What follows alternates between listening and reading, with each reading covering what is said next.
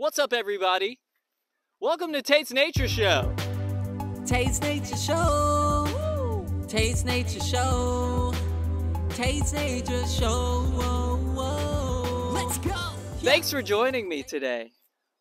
We're out here on the Carolina coast, specifically in a forest that houses this Carolina Bay, a mysterious depression in the landscape that allows these plants to grow. All of these carnivorous pitcher plants.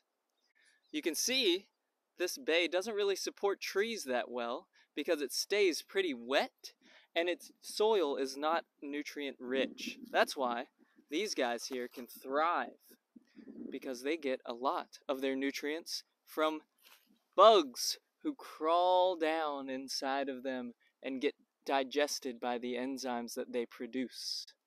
Woo! It's a beautiful area. We're about to learn something today. Tayt's Nature Show. Tayt's Nature Show. Tayt's Nature Show. So today I'm out here with the yellow pitcher plant. Look at this beautiful assortment ahead of us here. They thrive in this habitat. And due to this acidic soil, they have to get their nutrients otherwise.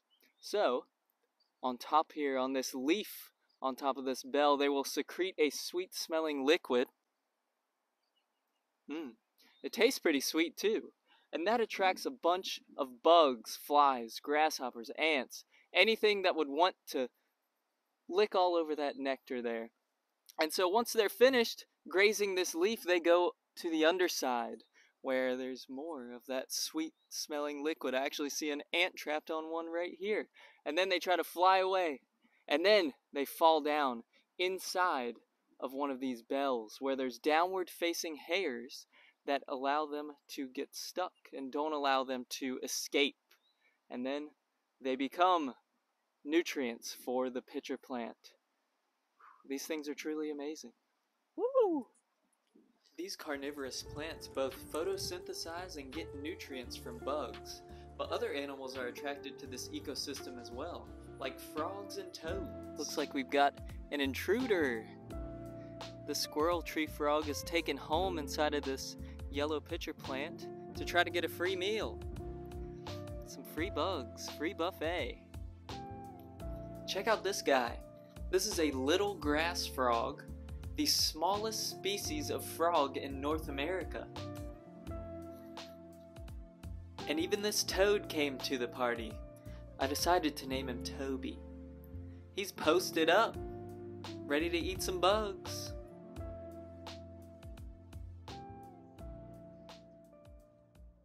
So not only do yellow pitcher plants thrive in this environment, but hooded pitcher plants are here as well. You can see they're smaller than the yellow pitcher plant, and their morphology is a little bit different as well, hence the hooded pitcher plant. You see these hoods that come over the top? These are to trap bugs inside of them. Woo! Who would have thought? So, a bug will climb inside the same scenario to get that sweet nectar, get trapped on the inside because they try to fly out of right here. These little light windows, the white parts of this plant, they think that's the way to get out, but they keep hitting the top and fall back down. And eventually become the sweet, sweet nutrients that this plant needs in order to thrive and survive, baby. That's what life's all about. Woo! The hooded pitcher plant. This carnivorous plant is Dwarf Sundew. It almost acts as living fly paper. The enzymes it produces attract flies, and then this is an active mechanism versus the passive feeding mechanism of those pitcher plants. It will enclose around its prey very slowly and then digest it to get its nutrients. Very cool. Super small.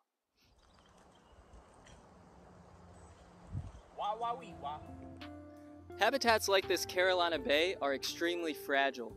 From habitat fragmentation to deforestation, there's always an aspect of humanity that is harming this area. Now, other than humans, we have to deal with invasive species like hogs.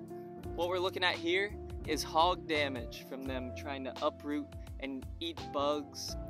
You can see these hooded pitcher plants here were a little bit left unharmed. Hopefully they can last through this as it grows up. And you can see how fragile these pitcher plants are as we walk around. It's really important to watch your step because these seedlings here are extremely small. There's my hand for scale right there. You can see how easy it would be to just step right on them, especially if you're a feral hog. They don't even care. Imagine that. How rude. So when protecting areas like this, it is really important to manage your invasive species. Feral hogs are not only harmful to this ecosystem, but to plenty of ecosystems worldwide. So it's something that you have to take into account when you're managing the land out here. Hopefully the hogs don't come back. Hopefully they didn't find any of the goods.